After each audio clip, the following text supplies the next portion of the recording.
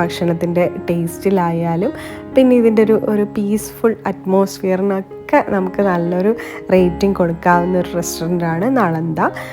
എനിക്ക് തോന്നുന്നു നീലേശ്വരത്തിൻ്റെ പല ഭാഗങ്ങളിലായിട്ട് താമസിക്കുന്ന ആൾക്കാർ ഇപ്പോഴും നളന്ദയിലൊന്നും വരാത്തവരുണ്ടെന്നാണ് എനിക്ക് തോന്നുന്നത്.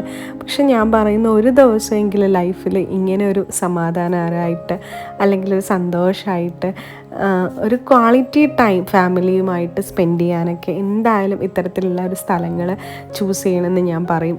ഹലോ, നമ്മൾ എവിടെയാണ് ഋതു? എന്തൊക്കെ കഴിച്ചു ഋതു ഇവിടുന്ന്? ചോറാണോ കഴിച്ചേ? അല്ല, പിന്നെ ഗീ റൈസ്. മെല്ലെ പറ. ഗീ റൈസ്. പിന്നെ എന്തൊക്കെ കഴിച്ചു? അമ്മ എന്താ കഴിച്ചേ?